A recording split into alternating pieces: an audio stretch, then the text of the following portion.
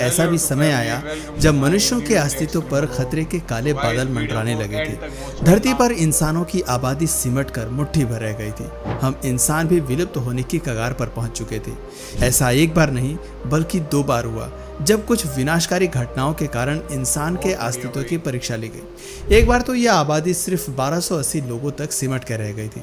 जरा कल्पना कीजिए कि अगर इन चंद लोगों को भी कुछ हो जाता, कोई बीमारी फैल जाती या मौसम की मार इन्हें अपना शिकार बना लेती, तो शायद आज धरती पर मनुष्यों का अस्तित्व ही नहीं होता। लेकिन हमने सभी खतरों को पार किया और उसी की बदौलत आज धरती पर हमारी संख्या 8 अरब के पार हो चुकी है।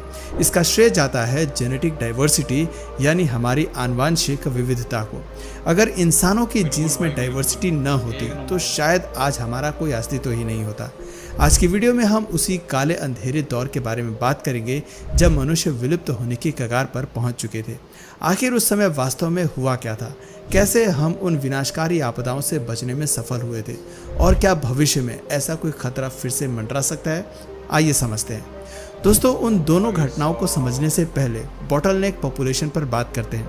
जब किसी प्रजाति की संख्या विलुप्त होने की कगार पर पहुंच जाए और उनमें से कोई भी जेनेटिक डाइवर्सिटी न बचे और कुदरत अपना कहर बरपा रही हो, तो जो जनसंख्या बच जाती है या फिर सभी परिस्थितियों का सामना करने में सफल हो जाती है, उस जनसंख्या को बॉटलनेक पॉपुलेशन कहते हैं।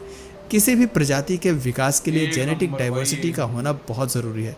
अगर आनुवंशिक विविधता नहीं होगी तो एक बीमारी या फिर खराब मौसम से सारी आबादी खत्म हो सकती है। आज हम इंसानों के अंदर बहुत अधिक जेनेटिक डाइवर्सिटी देखी जाती है। कोई बीमारी या महामारी आती है तो उसका असर सभी लोगों पर नहीं होता, क्योंकि हमारे अंदर जेनेटिक डाइवर्सिटी है। हाँ, कमज़ोर जीन्स वाले लोग उसकी पकड़ में जल्दी आ जाते हैं। उदाहरण के तौर पर आप चीता को देख सकते हैं। चीता की प्रजाति में जेनेटिक डाइवर्सिटी न के बराबर देखी जाती है और चीता आज विलुप्त होने की कगार पर पहुंच चुका है। इसके अलावा मैमथ के साथ भी ऐसा ही हुआ था। एक समय पर यूरोप से लेकर एशिया और अफ्रीका तक हर जगह विशाल मैमथ हुआ करते थे। 10,000 साल पहले इनके अस्तित्व पर खतरा मंडराने लगा और ये मैमथ सिर्फ साइबेरिया तक सिमट कर रह गए। इनकी संख्या महज 300 ही रह गई थी। धीरे धीरे मैमथ में जेनेटिक डाइवर्सिटी खत्म होने लगी। इनब्रीडिंग और हार्मफुल म्यूटेशन से इनकी रिप्रोडक्शन क्षमता पर असर पड़ा और 4000 साल पहले ये दुनिया से गायब हो गए। कुछ ऐसा ही हम इंसानों के साथ भी हो सकता है। इंसानों ने 2 बार बॉटलनेक घटना का सामना किया है।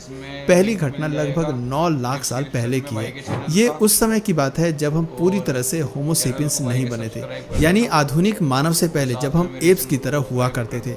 यहाँ आपके मन में एक सवाल आ रहा होगा कि आखिर इन बॉटलनेक घटनाओं के बारे में हमें कैसे पता चला। साल 2023 में कुछ वैज्ञानिकों ने इसको लेकर एक रिपोर्ट पब्लिश की थी। उन्होंने 3000 इंसानों के डीएनए पर फिट कोल्ड नाम की एक टेक्निक से परीक्षण किया था, जिससे पता चल सके कि हमारे पूर्वजों की आबादी का पुनर्निर्माण कैसे हुआ था। इसी रिसर्च में पता चला कि तकरीबन 9 लाख साल पहले हमारी वैश्विक आबादी सिर्फ 1280 व्यक्तियों तक ही सिमट कर रह गई थी। ये एक अनुमान है, इस संख्या में मामूली अंतर हो सकता है। जरा सोचिए कि सिर्फ 1280 लोगों ने मिलकर सभी प्रकार की घटनाओं का सामना किया था। यह आबादी आज के समय में किसी छोटे गांव जितनी है। 1 लाख सालों तक हमारे पूर्वजों के अस्तित्व पर खतरे के बादल मंडरा रहे थे। इस रिसर्च की पुष्टि के लिए एक और तथ्य हमारे पास है। हमें धरती पर 9 लाख साल से लेकर 6 लाख साल पहले तक के समय के बीच के मानव अवशेष नहीं मिलते। ऐसा इसलिए क्योंकि धरती पर हमारी आबादी इतनी कम हो गई थी कि उस समय के अवशेष ढूंढ पाना किसी चुनौती से कम नहीं है। अगला सवाल आता है कि आखिर उस समय हुआ क्या था।